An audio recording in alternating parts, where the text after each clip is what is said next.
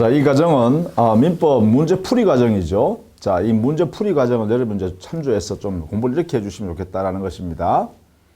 먼저 문제를 푸는데 여러분이 먼저 예습으로 해 두시기 바랍니다. 그러니까 문제 동 강의를 보지 마시고 먼저 여러분 혼자 일정한 범위를 문제 풀어보시고 그 다음에 이 문제를 통해서 강의를 들어보시기 바랍니다. 그리고 또 이렇게 틀린 문제 같은 경우 여러분 혼자 풀었는데 틀린 거 있잖아요, 그죠? 그런 경우는 분리를 좀 해두세요. 표시를. 그래서 교과서에다가 문제집에다가 틀린 문제만 이렇게 표시를 하세요. 틀린 것만. 틀린 문제만 이렇게 뭐 동그라미를 한다든가 아니면 삼각형 한다든가 이렇게 표시를 하세요. 표시해두고 그 내용은 여러분이 이제 강의할 때마다 강의가 만약 문제가 강의되면 좀 더 집중 있게 공부해 주시고 혼자 풀었는데 맞추는 거 있잖아요. 내가 알고 맞추는 것은 맞춤 문제요. 이것은 아예 제거해 버리십시오. 이렇게 없애버려요. 나중에는 보지 않는다. 나중에도 보지 않는다.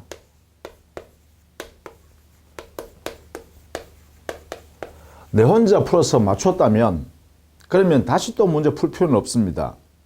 그런데 여러분 혼자 문제 풀었는데 틀린 문제가 있죠. 그것은 나중에 한 번 더 풀어보기 위해서 그렇습니다. 우리 강의를 통해서 들어보고 또 틀린 문제는 다시 한 번 더 여러분 스스로가 한번 풀어보는 거예요. 그렇게 해야 시험장 갔을 때 여러분 스스로가 그 문제, 유사한 문제를 이렇게 풀어낼 수가 있어요. 이 맞춤 문제는 이와 유사한 문제를 출제에 또 받아도 본시험에서 받아도 당연히 여러분 풀 수가 있습니다. 그러니까 이걸 별도로 두 번 시험 볼 필요는 없다는 것이죠. 그래서 이런 것을 문제 풀이 과정에서 여러분 스스로가 예습하면서 말이죠. 예습을 하시면서 이것을 먼저 이렇게 바꿔놔야 돼요. 교과서를 이렇게 다듬어 놔야 된다는 것이죠. 이렇게 해서 나중에 그 내가 틀린 문제만 나중에 한 번 더 풀어보자.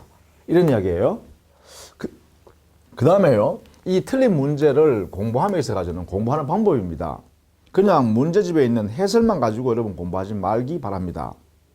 우리 기본 교재가 있잖아요. 교재의 기본 순서와 그다음 문제집에 서술되어 있는 문제 순서가 같은 순서로 제가 배치해놨습니다. 그러니까 기본 교재, 기본서가 있죠. 기본서를 통해서 이 문제, 틀린 문제를 확인해야 돼요. 그래서 이건 반드시 기본 교재에서 틀린 부분 있죠. 요 문제의 부분에 가서 교재에서 확인하고 학습을 다시 합니다. 이렇게 해야 여러분 스스로가 머릿속에 정리되어 있는 잘못된 정리가 바로 잡을 수가 있다는 거죠. 그리고 교재에서 봐서 잘 이해가 안 된다라고 하면 다시 동영상을 이렇게 다시 그 부분에 가서 보시는 거예요. 이 부분에 해당되는 부분의 동영상을 다시 한 번 더 들어보는 거죠. 그렇게 해서 이해까지 해주시면 가장 좋은 방법이다. 그렇죠. 그래서 여러분이 이 문제 과정을 공부하면서 가지고 문제를 그냥 반복해서 문제 지문만 그냥 내 것을 만들겠다. 이것보다는 이런 식으로 공부를 해주시는 게 가장 효율적이고 그리고 이 문제 과정을 여러분 스스로 실력을 향상시키는 방법이다. 이렇게 생각들어요. 자, 이렇게 꼭 부탁드립니다. 반드시 여러분 스스로 예습을 하라. 그렇죠? 예습을 해야 됩니다. 그냥 문제만 같이 제하고 풀어버리면 제가 푸는 문제 되지 여러분이 푸는 문제가 아니란 거죠. 그러니까 반드시 예습을 여러분 해주시기를 부탁드립니다. 그렇기 때문에 당연히 문제풀이 과정은 기본 교재 동영상 강의를 충분히 여러 번 반복해서 이해하고 난 뒤에 여기 들어오셔가지고 보시기를 부탁합니다. 자, 그러면 지금부터 문제 직접 풀도록 하겠습니다. 자, 1번에요. 다음 중 의사표시가 아닌 것은 했어요. 먼저 이거는 의사표시의 의미를 알아두셔야 돼요. 법률 사실에 분류 안에서요. 의사표시란 것은 이 의사가 어떤 의사냐면 법률 효과, 이거는 권리 의무를 말하는 법률 효과를 의혹하는 의사입니다. 이 의사를 외부에 표시하는 거예요. 외부에 표시. 자, 이런 의미를 가지고 있어야 됩니다. 그래서 권리 의무 관계를 만들려고 당사자가 상대방 누군가에게 자기의 그 의도를 밝혀내는 거예요. 그래야 의사표시예요. 예컨대 볼까요? 1번. A가 B에게 자기 소유의 특정 물건을 1억 원에 팔겠다고 하였다. 그러면 자기 소유권 넘겨줄 테니까 내한테 돈 1억 줄래? 이렇게 하는 거죠. 그러면 이 의도는 뭐예요? 내가 돈 1억을 받을 권리를 갖는다면 내 소유권을 너한테 넘겨줄 의무를 부담하겠다. 이런 뜻을 갖고 있죠. 그래서 그 의도 속에 뭐가 들었어요? 바로 권리 의무라는 의도가 그 안에 들어있다는 거예요. 따라서 이거는 의사표시라고 한다. 따라서 당연히 이게 가장 중요한 말이에요. 효과의사. 즉 권리 의무에 관계되는 의사를 외부에 표시해야 돼. 이게 없으면 의사표시가 아닙니다. 이렇게 해석해야 돼요. 자, 2번. A가 B에게 B 소유 특정 토지를 2억 원에 사겠다고 하였다. 이것도 한번 보세요. 야, 내 그 소유권을 내한테 넘겨준다면, 즉 내가 소유권을 취득하는 권리를 인정한다면 내가 2억 원이라는 돈을 내가 줄 의무를 부담할게. 내한테 하면 안 되겠니? 라고 표시했죠. 그러니까 권리 의무 관계를 스스로가 이렇게 의혹했다 이 말입니다. 그죠? 3번. A가 부동산 매입 대금의 잔금조로 B에게 1억 원을 지급하였다. 요 3번의 경우는 보면 변제행위를 했다는 거죠. 변제행위.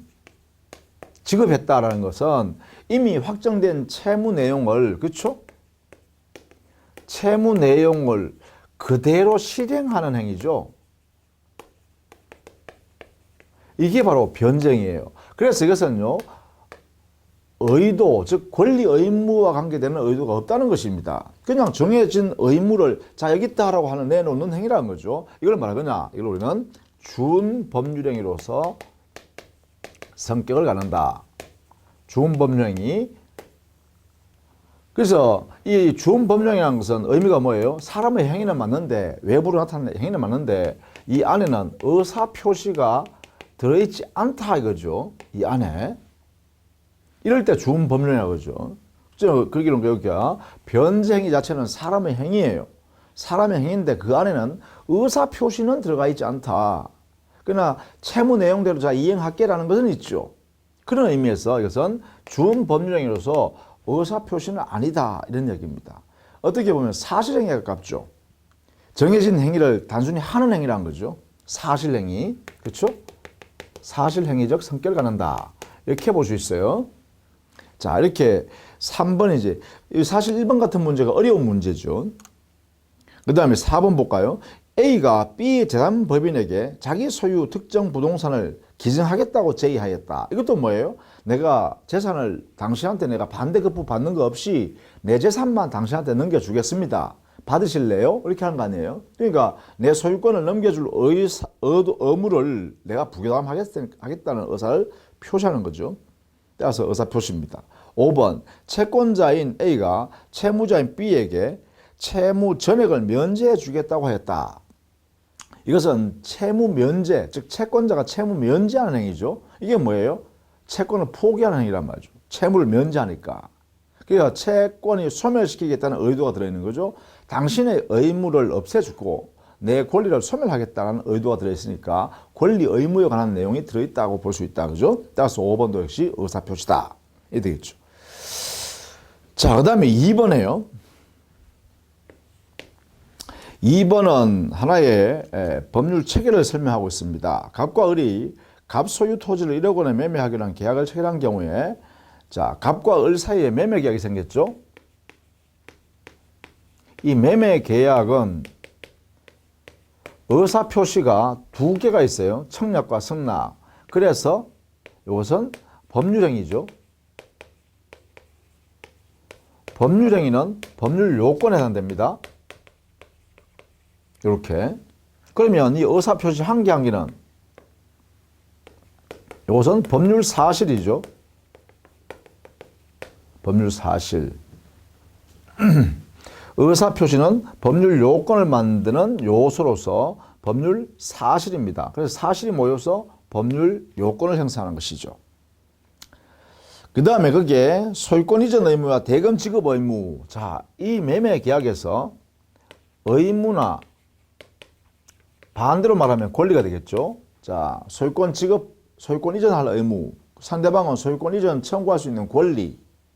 대금 지급할 의무, 대금 지급할 권리 이렇게 되겠죠. 따라서 계약이란 법률 요건에 의해서 만들어진 이 결과물요. 이 결과물은 바로 법률 효과라고 하죠. 이렇게 요건이 만들어져서 효과가 발생했다. 이렇게 되겠죠. 요건이 만들어져서 효과가 만들어졌다. 이렇게 말할 수 있겠죠. 따라서 1번 옳은 질문이죠. 2번 갑을 간의 매매 계약은 법률 효과를 발생시키게 하는 법률 요건이다. 이거네요. 법률 요건이다.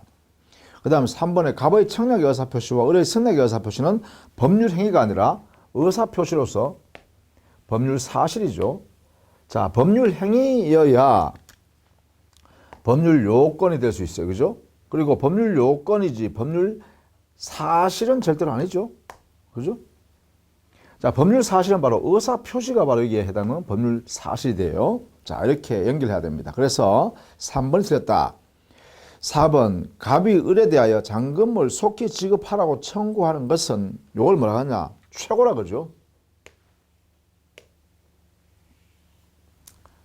4번요. 4번에는 갑이 을에 대해서 잔금 빨리 내놔라.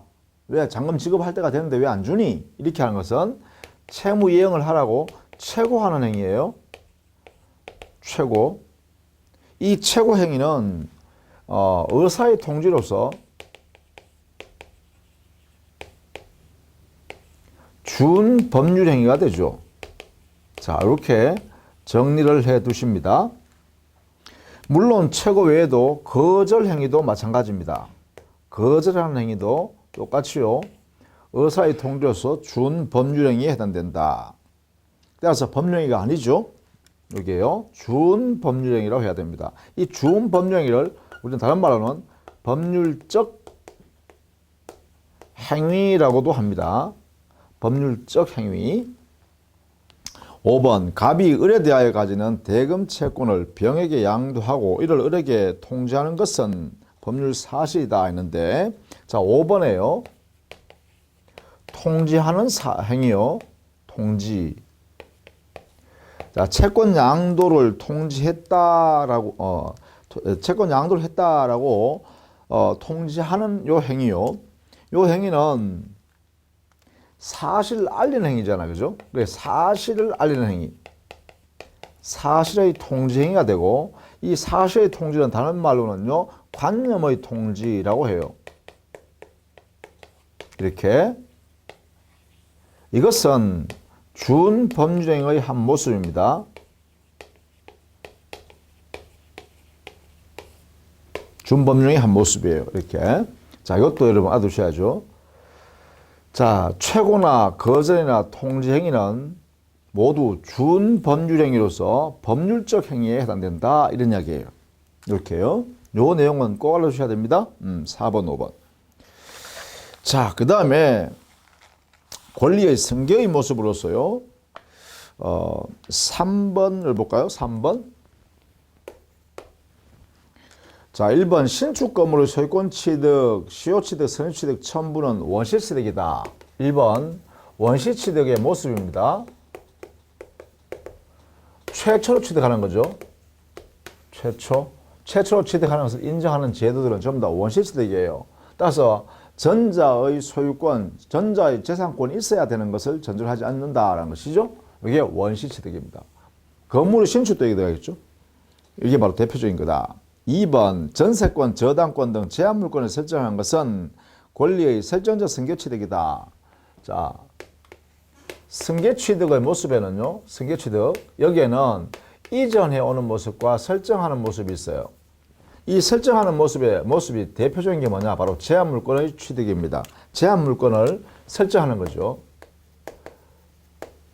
소유권 위에다가 제한물권을 설정하는 거예요. 이 설정에서 그 제한물권을 취득하는 거죠. 설정에서. 그죠? 이게 설정적 승계 취득이다. 따라서 옳은 질문입니다. 그 다음에 3번.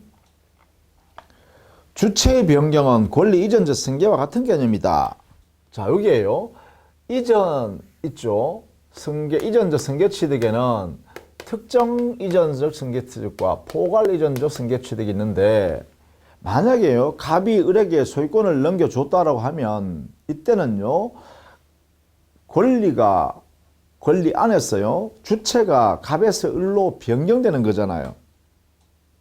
그렇죠? 그러면 그때가 뭐예요? 권리가 갑에서 을에게로 넘어가는 거죠. 이전되는 거죠. 따라서 여기에 권리의 이전적 승계취득, 권리 이전적 승계취득의 모습은 바로 권리 주체가 변경되는 현상을 나타내요. 그렇죠? 이전대에 가버리니까 종전에 갑이 소유자였는데 이제는 을이 소유자다 이래 되잖아요. 그죠? 그러니까 이런 내용으로 주체가 변경된다. 이렇게 해석할 수도 있겠죠.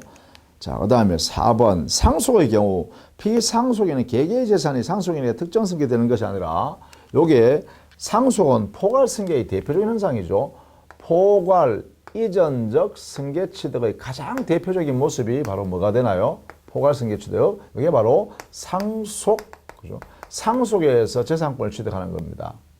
뭐 합병도 여기 들어가죠. 합병. 포괄 유증도 여기 들어갑니다. 포괄 승계 취득. 이래 되겠죠. 따라서 4번 틀렸다. 5번 매매로 인하여 전주 앞에 사람, 주인요. 직전의 주인요. 주인의 소유권이 소멸하는 것은 권리의 상대적 소멸이다. 지금 무슨 말이냐면 갑이라는 사람이 소유권 갖고 있다가 을에게로 소유권을 넘겨줘버리면 갑의 소유권, 즉 갑이 가지고 있던 소유권은 소멸하죠. 이 소멸을 우리는 상대적 소멸이라 한다 이 말이죠. 자, 이렇게 정리를 해 두시면 되겠습니다. 자, 5번에 준법률행위인데요. 이 준법률행위의 의미는 꼭 알아두셔야겠어요. 준법령행위는 말 그대로 법률행위와 유사하다라는 것이죠. 그래서 보통 이것은 법률의 규정에 의해서 법률 효과가 발생하기 때문에 법률적 행위다 이렇게 표현해요. 왜 법률적 행위라 그러냐면 효과가 이 행위로부터 발생하는 효과, 법효과죠. 법효과니까 권리나 의무 관계를 말합니다. 권리 의무 관계. 여기에 효과가 뭐 유효든 무효든 이런 말 전체가요. 효과가 법률 규정에서 정해뒀습니다. 정해놨어요. 법 규정에서 정해놨기 때문에 이걸 법률적 행위라는 말을 쓴다는 것이죠. 준법령에 바로 여기에 들어간다. 그게 바로 1번에 있네요. 2번 법령행위는 준법령행위는 법률이 행위나 행위의 결과에 대한 독자적 독립된 법률 효과를 부여한다. 이거죠. 법률 규정에서 효과가 정해져 있다. 요걸 의미합니다. 이게 특징이에요. 그 다음 3번 준법령행위는 대개 이미 발생되어 있는 법률관계에 편성하여 또는 이와 결합하여 행해진다. 보통요. 요 준법령의 형태가 표현행위로서의 의사의 통지나 관념의 통지란 말이죠. 의사의 통지행위나 관념의 통지행위가 여기에 들어가요. 또 사실행위도 여기 들어가죠. 각종 사실행위도 여기 들어갑니다. 이렇게 되는데 이 중에 보면 의사의 통지나 관념의 통지의 경우는 대체로요. 이미 어떤 거래행위 자체가 존재하고 그 거래행위 자체 존재하는데 결합돼서 뭔가 행위를 하는 거예요. 예컨대 최고한다든가 거절한다든가 이런 것들이 여기 의사의 통지란 말이죠. 또 관념의 통지는 각종 어떤 사실을 통지하는 행위가 여기 들어가요. 또 뭐 사실행위는 뭐 주소를 설정한다든가 뭐 이런 행위가 여기 들어가요. 그러니까 기본적으로 어떤 거래행위가 있는데 거기에 편성하거나 결합되어져서 이루어지는 행위다. 그 특징이다. 이런 이야기죠. 그래서 준법령행위는 바로 그런 속성이 있다라는 것이네요. 그래서 4번 지문도 옳다. 그죠? 4번 준법률행위는 법률행위의 규정을 유추정해서는 안 된다 했는데 자, 여기서 조심해야 됩니다. 바로 준법령행위는 여기 의사의 통지나 관념의 통지 이 행위에는요. 여기에는 우리 민법에 있는 법률행위에 관한 규정이 있죠. 법률행위의 규정을 이것을 유추 적용할 수 있다. 이게 이제 특징이에요. 그래서 이것을 알기 위해서 우리가 공부를 하는 것이죠. 따라서 4번이 틀렸습니다. 5번 준법령행위는 법률 행위를 제외한 모든 인간의 행위를 포괄하는 그러한 소극적 개념이다. 그렇죠? 자, 즉 이래야 되겠죠. 사람의 행위 중에서 말이죠.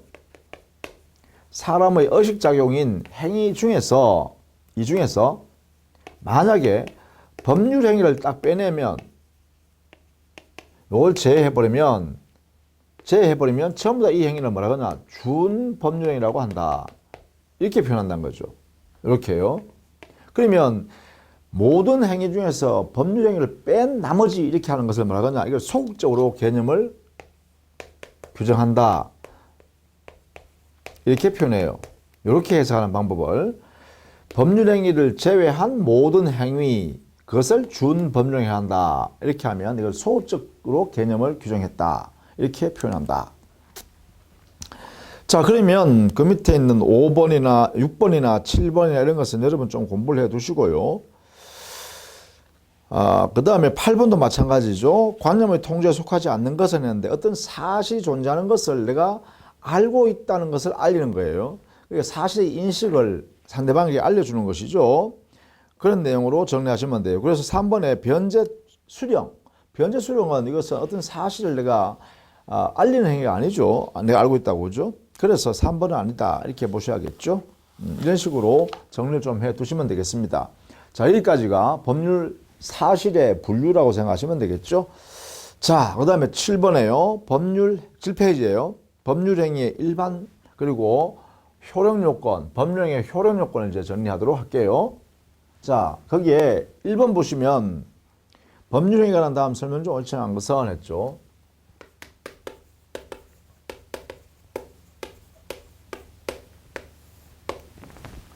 기본적으로 법률행위는 의사표시를 요소로 하죠. 이게 워낙 중요한 개념이잖아요. 민법 총칙에서는 우리 시험의 대상이 바로 법률행위입니다. 그러니까 여기에 대한 내용을 일반적으로 조금 정리해보면 의사표시를 반드시 요소로 합니다. 이 안에 들어가야 됩니다. 두 번째요. 이 법률행위는 법률요건이라고 합니다. 법률사실이라고 하면 틀리죠. 그 다음 세 번째, 이 법률행위는 원하는 대로 효과가 발생합니다.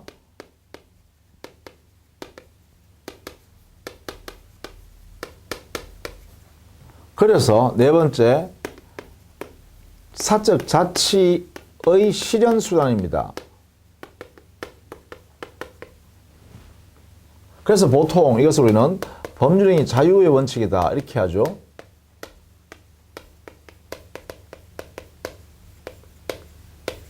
이렇게 표현하고 있죠.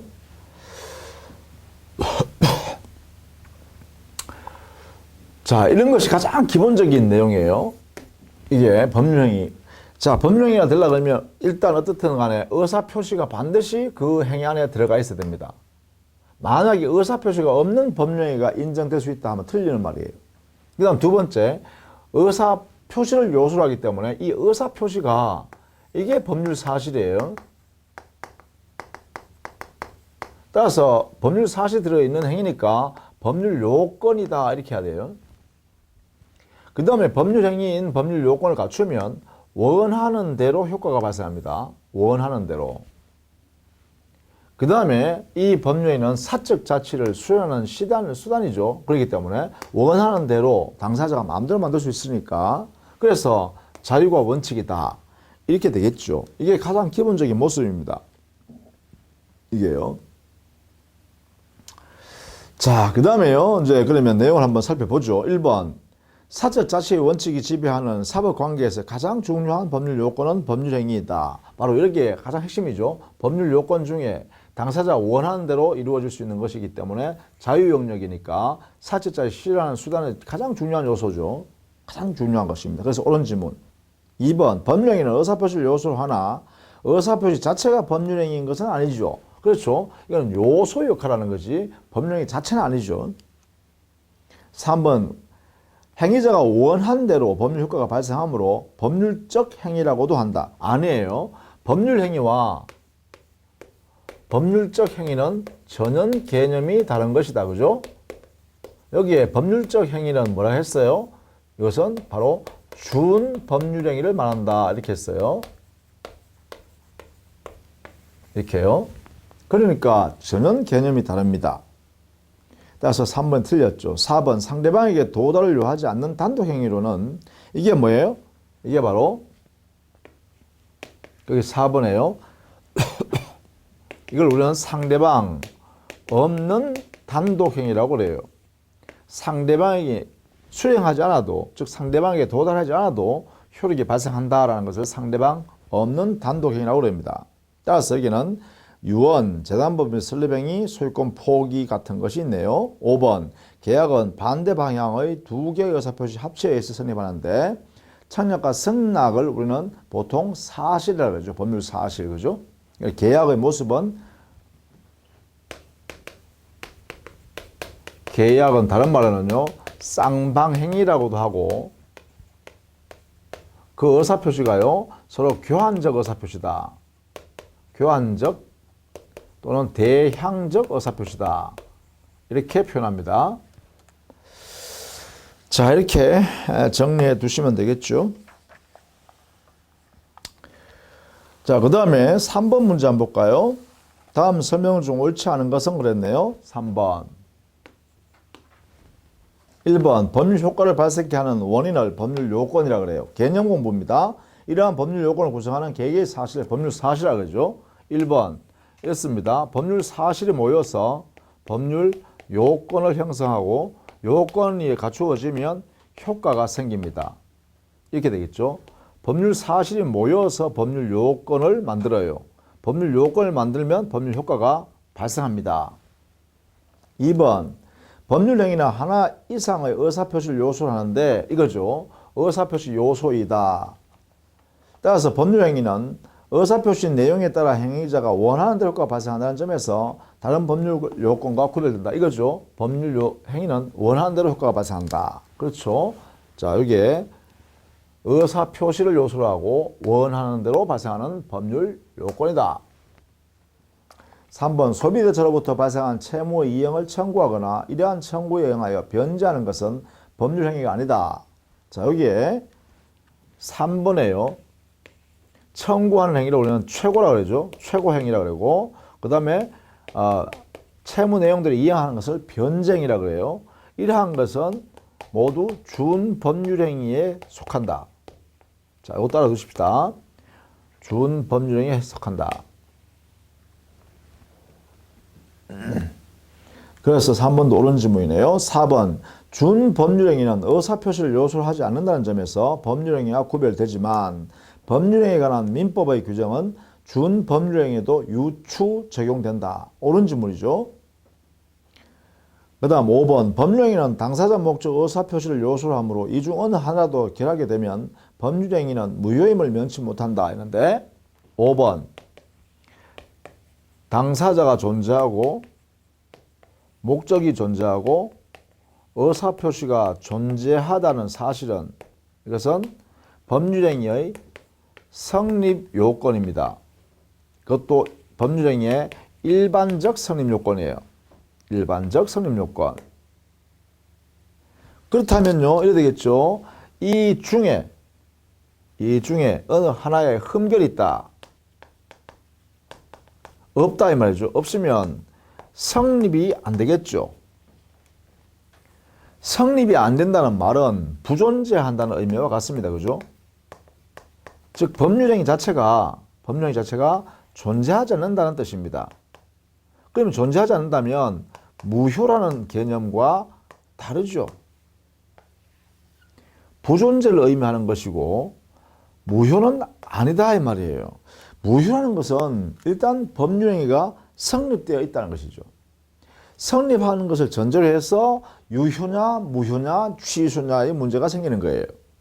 그러니까 여기에 당사자 목적 의사표시의 존재라는 것은 법률행위의 성립 요건이기 때문에 그것이 만약에 갖추지 않았다면 부존재의 문제다 이 말이에요. 부존재, 불성립은 옳은 지문이나 무효다라고 하면 개념적으로 다르다는 것입니다. 그래서 조심해야겠다. 따라서 5번이 틀린 것이네요. 자, 그 다음에 5번에 단독행위가 아닌 것은 이렇게 돼 있죠. 거기에 단독행위냐 아니냐. 이것은요, 의사표시의 개수를 가지고 법령을 어떻게 만드느냐를 따지는 거죠. 자, 단독행위. 단독행위라는 것은 일단 의사표시의 개수가 한 개가 요소로 들어가 있다. 한 개, 의사표시 한 개가 요소가 되어 있다. 라는 것이죠. 두 번째, 이 단독행위에 상대방, 즉 수령을 요하냐 없느냐, 즉 상대방에게 그 의사표시, 하나의 의사표시가 도달해야 되냐, 도달하지 않아도 되냐, 즉 당의 법률행위인 단독행위의 효력이 발생하기 위해서 상대방에게 도달해야 하냐, 도달하지 않아도 되냐에 따라서 상대방 있는 의사표시 단독행위와 상대방 없는 단독행위로 나뉜다. 상대방 없는 단독행위로 나뉘어요. 상대방 있는 단독행위, 이것은 상대방에게 의사표시가 도달해야 돼요. 도달해야 되고, 상대방 없는 단독행위는 도달을 요하지 않는 것이죠. 그래서 여기는 주로 유언이라든지 유증이라든지 재단법인 설립행위라든지 소유권 포기라든지 이런 행위가 여기 들어갑니다. 나머지 여기요, 동의한다든지 철회한다든지 상계한다든지 추인한다든지 뭐 취소한다든지 해제한다든지 해지한다든지 뭐 채무 면제, 채권 포기한다든지 이런 행위들은 여기에 들어가겠죠. 왜? 이 의사표시가 전부 다 상대방한테 도달해야 되니까요. 자, 이런 의미를 갖는다. 이렇게 보시면 돼요. 따라서 그게 1번의 합의 해제 보세요. 여기와 관련해서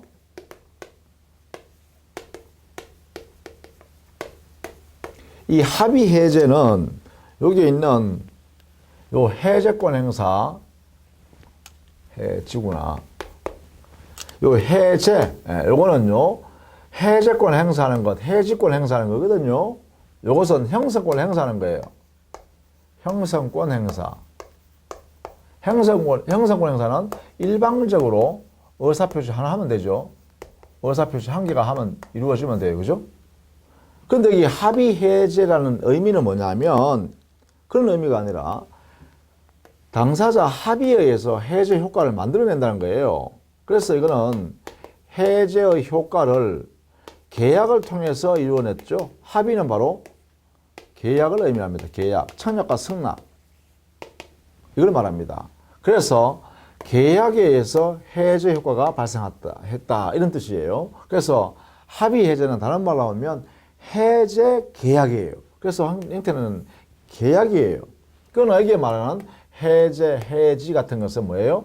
상대방 있는 단독행위다 이런 이야기죠. 이건 의사표시 한 개죠. 한 개.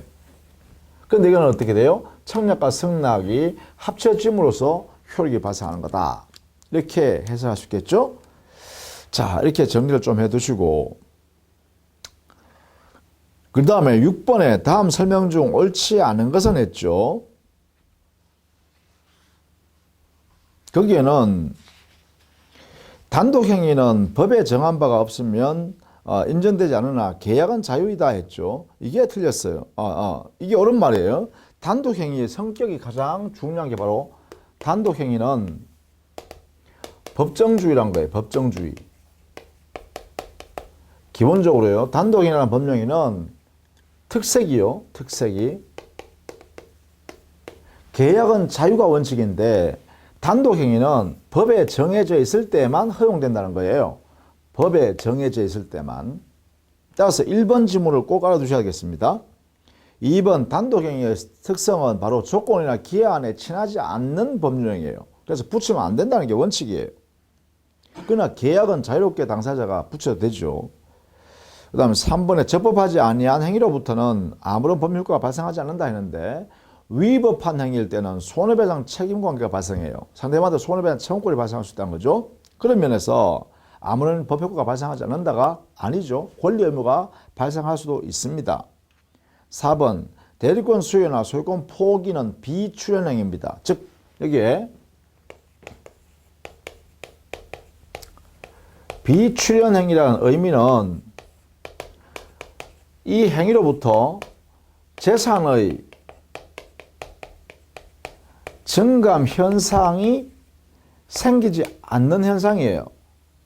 증가가 발생하지 않거나 또는 감소가 발생하지 않거나 또는 둘 다 안 생기거나 이런 상태가 될 때 우리는 비출현행위를 하고, 그래서 예외적인 현상이죠. 아주 예외적인 현상이에요. 우리는 거래행위를 하는 이 법령에는 일반적으로 재산의 증감 현상이 발생합니다. 매매를 하면 매도인 입장에서 보면 자기 재산이 감소하고요. 또 상대방으로부터 대금을 받으니까 상대방 입장에서 대금을 감소하죠. 근데 상대방은 매수인 입장에서는 재산을 가져가니까 증가되죠. 또 반대로 말이죠. 매수인 입장에서 대금을 내놓으니까 재산이 감소하죠. 근데 매도인은요, 대금을 받으니까 다시 재산이 증가하죠. 이런 면에서 재산의 증감 현상이 일반적으로 생기는 게 일반적이에요. 그걸 우리는 출현행위라고 그래요. 그런데 비출현행위는 그런 현상이 안 생긴다는 거죠. 그럼 대표적인 게 어떤 거냐면 소유자가요, 소유권을 포기하는 행위일 때요. 그러면 소유권 포기하는 당사자는 재산이 감소되지만 어떤 누구에겐가 재산이 증가되는 현상은 안 생기죠, 바로. 그런 면에서 소유권 포기는 비출현행위라는 거죠. 이렇게. 또 대리권을 수여하는 행위예요. 대리권 수여하는 이 행위도 단독행위입니다. 본인의 단독행위인데 대리권을 수여했다고 해서 본인에게 재산이 감소하거나 또는 그 상대방인 대리인이 재산이 증가하는 것도 아니죠. 그런 면에서 비출현행위다, 이런 이야기예요. 이 두 가지가 대표적인 현상이네요. 이런 것도 여러분 좀 알아두시면 좋겠다. 자, 그 다음에 8번에 다음 중 처분행위로 볼 수 없는 것은 했죠. 처분행위. 여기는요,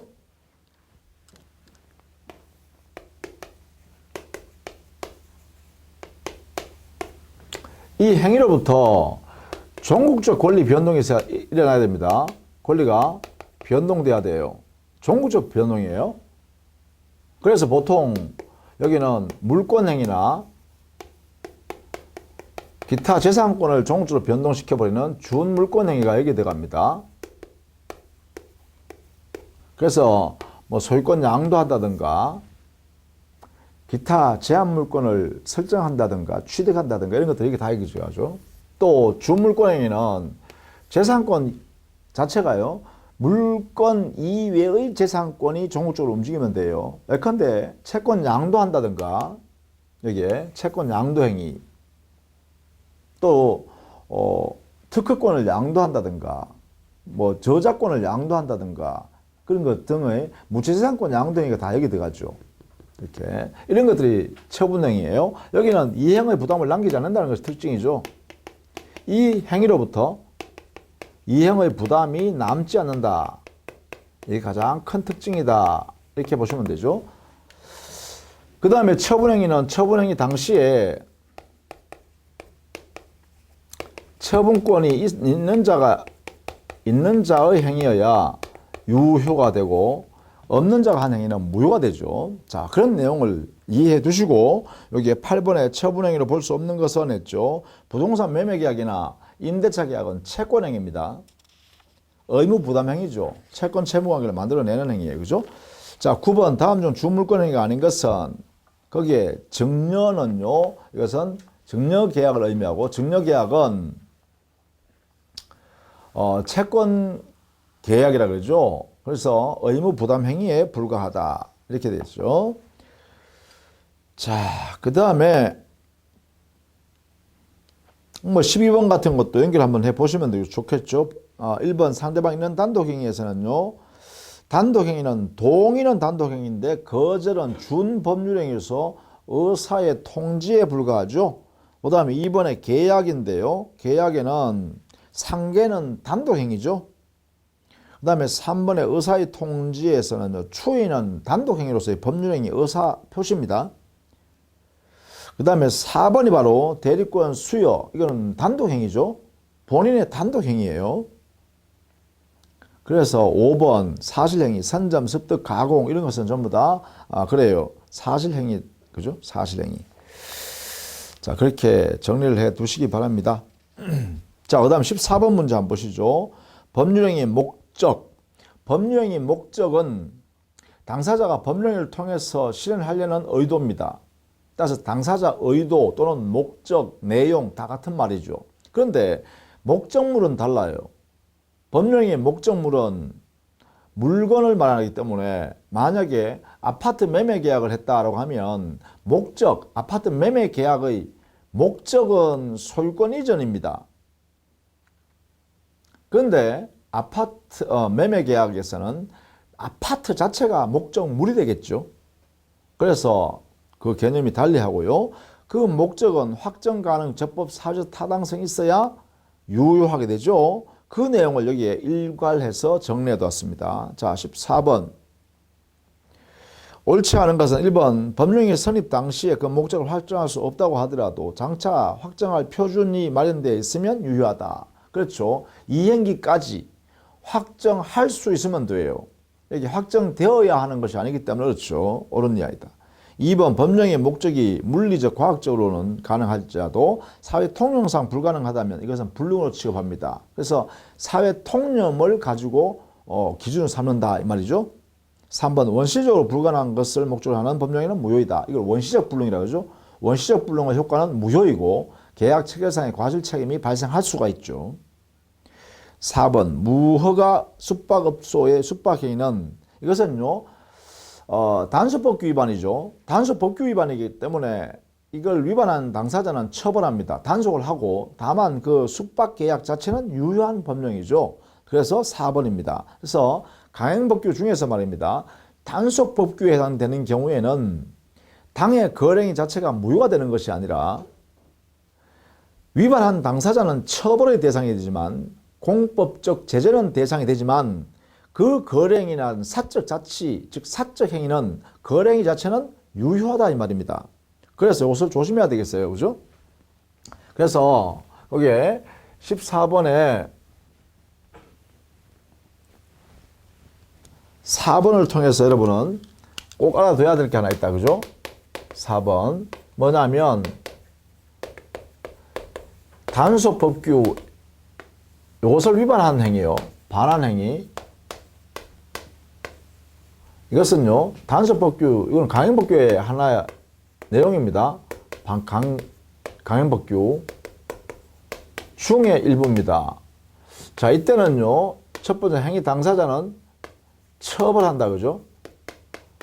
제재를 가합니다. 이것은 공법상의 효과입니다. 제재를 해요. 그러나 사법상으로는 즉 사법이라는 것은 민법이죠. 민법상으로는 유효행위다 이 말이에요. 행위 자체는 이렇게 해결하겠다는 것이죠. 이런 경우에 단속법규가 특징이다. 이게 그래서 이 단속법규는 여러분이 우리 기본 교재에 있는 내용들을 꼭 정리해 두셔야겠습니다. 꼭 기억해 두셔야 됩니다. 예컨대 식품위생법 위반했다든가 또 옛날에 있었던 주택건설촉진법 상에 있는 국민주택 전매 금지 규정이라든가 또 부동산 등기 특별조치법에 있는 규정이라든가 뭐 이런 것들은 강행법규 중에서도 단속법규에 해당된다 이렇게 했어요. 그죠? 자, 5번에 선량한 분수 기타 사회세에 반하는 상을 내용하는 법령에는 무효이다. 이건 103조 규정이죠. 5번 이것은 민법 103조 사회질서에 반한 행위, 반사회질서 행위는 무효다. 그리고 그 무효는 절대적이며 확정적 무효이죠.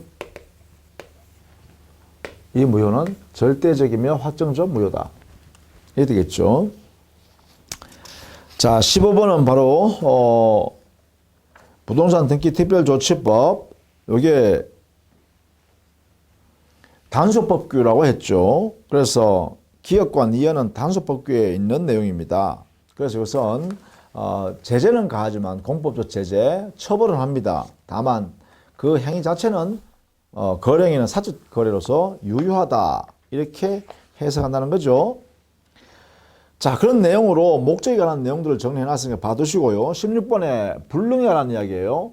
이 불능은 시기를 가지고 행위 당시를 기준으로 해서 당시 이걸 기준으로 해서 원시적 불능과 후발적 불능으로 이렇게 나누었어요. 원시적 불능일 때는 무효가 되고요. 후발적 불능일 때는 당해 법령이 자체는 유효라고 했어요. 다만 여기에 무효이지만 우리 535조에 있는 계약 체결상의 과실책임 이게 발생할 수가 있어요. 이게 적용될 수도 있어요. 적용 가능해요. 계약 체결상의 과실책임이요. 그러나 이 후발적 불능의 경우는 무효가 아니라 유효입니다. 이때 뒷정리가 문제되는데 이때 채무불이행 책임이 발생하기도 하고 경우에 따라서는 이렇게 문제가 되기도 하고 아니면 위험 부담의 문제가 되기도 하죠. 주로 그죠?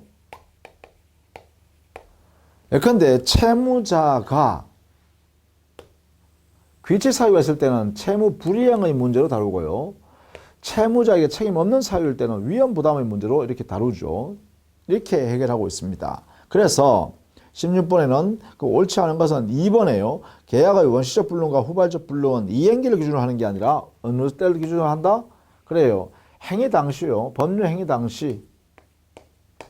행위 당시를 기준으로 판단합니다. 즉 여기에 중요한 것은 불능만 그런 게 아니라 이 기준은요. 법률행위의 효력 요건이 갖추어졌는지 여부요.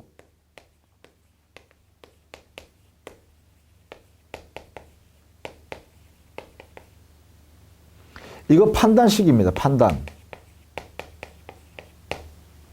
공통적이다. 이렇게 보시면 돼요. 자, 그렇게 정리를 좀 해 두시면 좋겠습니다.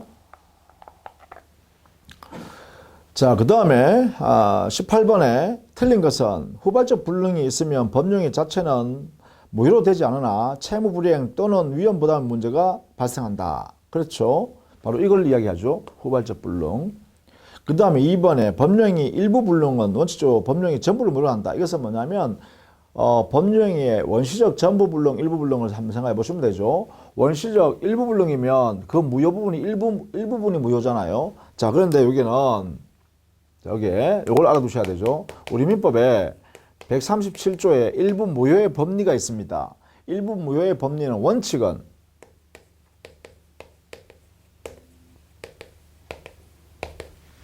일부 무효 법리 원칙은 전부 무효가 원칙이죠.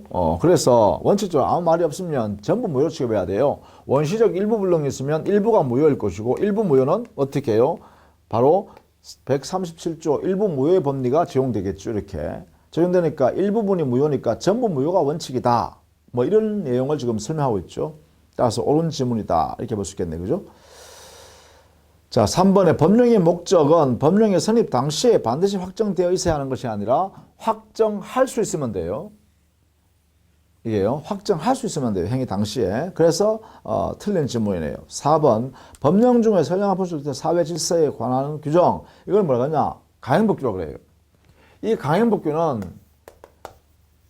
사회 질서에 관계가 있는 규정이에요. 그것을 말하기 때문에 가행법규를 위반하면 원칙적으로 무효가 되죠. 다만 단속법규만 다르게 해석한다. 그죠?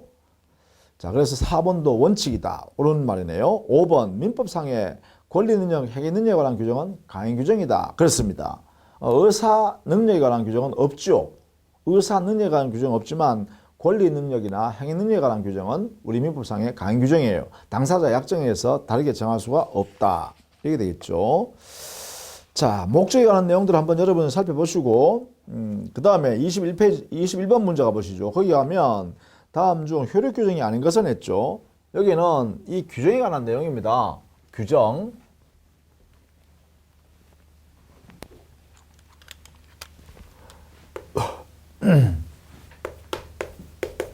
민법상 규정.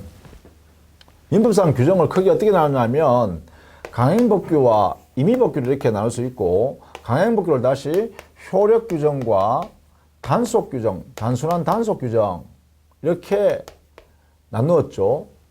그래서 강행법규는 사회 질서와 관계되는 것, 사회 질서와 관계 있는 것, 이것은 관계가 없는 것 이렇게 했죠. 이렇게 나눴어요. 그 다음에 효력규정은 반드시 시행돼야 되기 때문에 이것을 위반하면 언제나 무효. 이것을 위반한 경우에는 이때는 우리가 단속 규정의 위반은 단속법규 위반 이런 경우는 조심하라 했죠. 해석을 반드시 해놔야 됩니다. 단속법규 위반은 제재는 가하고 그리고 처벌은 가하고 이 말이죠. 처벌을 하고 다만 사법상으로는 유효한 행위로 취급한다. 이랬어요. 그죠? 유효행위. 사람은 제재하지만 행위는 유효하다. 이렇게 했죠. 따라서 단속법규에 해당되는 것들 이것을 꼭 기억해야 되는 것이죠. 이것을 의미하는 것이다. 그래서 거기에 21번에는 그 내용을 지금 정리해 놓은 것입니다. 거기에 1번 부동산 등기 특별조치법에 있는 것은 뭐예요? 바로 여기에 해당하는 거죠. 단속법규예요. 단속법규에 해당되는 것이다. 자, 식품위생법,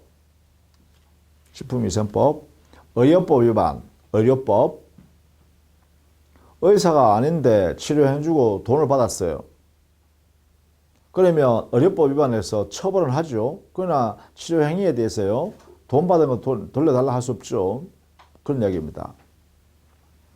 또 부동산 등기 특별조치법, 또 주택건설촉진법, 지금은 주택법에 있습니다. 전매 금지 규정이. 이런 것들은 여러분 알아두셔야겠습니다.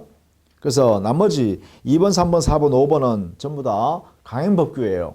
그거는 강행법규이고 효력규정이기 때문에 무효가 되죠. 확정적으로. 그러나 1번요. 1번은 부동산 등기 특별조치법에 있는 중간생 등기 금지 규정이니까 뭐예요? 단속법규에 해당된단 말이에요. 이렇게 정리를 해 두셔야겠다는 거죠. 자, 그 다음에 22번에 예컨대 다음 중 원칙적으로 당사자 간의 특약으로 그 적용을 배제할 수 없는 것은 이 말은 뭐예요? 강행법규의 경우는 당사자 약정에서 배제할 수 없죠. 그죠? 여기에 있는 강행법규는 당사자가 배제하자 이런 말을 못 한다는 거죠. 이런 거는. 그죠? 강행법규 자체는요. 마찬가지죠. 단속법규도 마찬가지예요. 그죠? 강행법규니까 당사자끼리 야, 배제하자, 적용하지 말자 이런 합의는 무효가 되죠. 결국은 여기에요. 임의 규정. 여기에 대해서는 당사자 약정이 우선합니다. 그죠? 이렇게 해석할 수 있겠죠. 임의 규정에 해당되는 것은 그것을 위반하여 당사자가 달리 정하더라도 그 약정이 우선 적용된다. 이렇게 하겠죠. 왜? 임의 규정이라는 것은 원칙은 당사자한테 맡겨버리는 거예요. 즉 법 규정을 그대로 따라도 좋고 이 규정을 따르지 않고 당사자 너희들이 약정해서 해도 좋다라는 거예요. 다만 당사자 너희들이 아무런 약정을 하지 않았다면 우리 민법에 이렇게 한 기준을 설정해야 되니까 기준을 미리 만들어 놓을게. 보충해 주기 위해서. 그래서 그게 바로 임의 규정이죠. 임의법규. 따라서 이것은 당사자 약정이 유효하다 이 말이죠. 약정이 유효하다 이런 의미입니다. 자, 그렇게 정리를 해 두시면 돼요. 그래서 그 중에요. 당사자 특약으로 배제할 수 없는 거 강행법규 찾으면 되겠죠. 그게 바로 제3자에게 영향을 중대하게 미치는 경우에는 그때는 강행법규를 해야죠. 계약 당사자끼리만 효과가 발생하는 게 아니라 제3자한테도 효력이 미칠 정도 그러한 제도라면 그런 것은 반드시 다 지키기도 해야겠죠. 그래서 5번 같은 것입니다. 자, 1번, 2번, 3번, 4번은 우리 시험 범위에 들어가는 것들이니까 알아두셔야 돼요. 특히 거기에 2번 해제권의 불가분성이나 해제권의 행사의 불가분성, 소멸의 불가분성이나 명문 규정이 있죠. 그 강행법규가 아니라 임의 규정이라고 보는 거죠. 또 1번의 매도인 담보책임 이것도 역시 임의 규정으로 봅니다. 우리 민법에 규정이 많은데 569조 이하에 많죠. 그 다음에 3번의 착오한 의사표시 취소도 역시 109조에 이런 임의 규정이라고 해석하죠. 그 다음에 4번에 채무자 위험 부담주의 원칙 537조 있는데요. 537조 이것도 역시 마찬가지로 위험 부담을 채무자가 아니라 채권자 부담하게 할 수도 있죠. 약정에 의해서. 그죠? 그렇기 때문에 이것은 1번, 2번, 3번, 4번은 알아두셔야 돼요. 반드시. 중요한 내용이다라는 것이죠.